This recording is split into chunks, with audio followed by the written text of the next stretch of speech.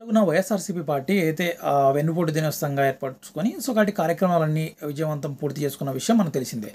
ఆ తర్వాత దీనికి కౌంటర్‌గా వచ్చేసి కూడా బుద్దా వెంకన్న కూడా బయటికి రావడం జరిగింది. కాబట్టి ఆయన మాట్లాడుతూ జగన్మోహన్ రెడ్డి ఆంధ్రప్రదేశ్‌లో ఇవన్నీ కూడా రచ్చలు పెట్టేలాగున్నాడు.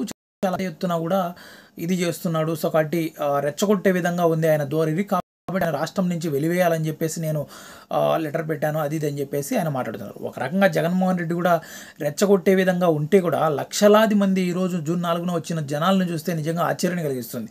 జనాలు ఇంత ఒకసారి వైఎస్ఆర్‌సీపీ పార్టీలో కార్యకర్తలు కావచ్చు, నాయకులు కావచ్చు ఇంతమంది పాల్గొనాల్సిన అవసరం లేదు ఈరోజు.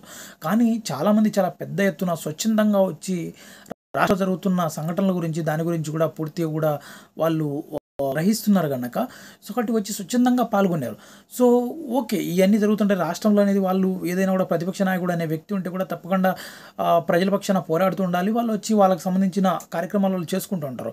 కానీ దాన్ని విమర్శించే దాంట్లో హద్దులు మీరి మాట్లాడుతున్న బుద్దా వెంకన్న మాటలు చూస్తే ఆశ్చర్యాన్ని కలిగిస్తుంది.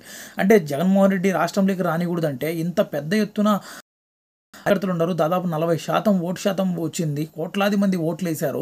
మరి వాళ్ళందరినీ మీరు రెచ్చగొట్టినట్టు కాదా? జగన్మోహన్ రెడ్డిని రాష్ట్రం నుంచి వెలివేస్తున్నానన్న మాటకు మీరు రెచ్చగొట్టినట్టే కదా! మీరు రెచ్చగొట్టే ధోరణితో మాట్లాడిన మాటలు ఇవి ఎంతవరకు దారితీస్తాయి? సో, కాబట్టి ఇవి ఏంటంటే పార్టీలను కూడా పతనం చేసే మాటలు మాట్లాడడం ఇష్టానుసారంగా.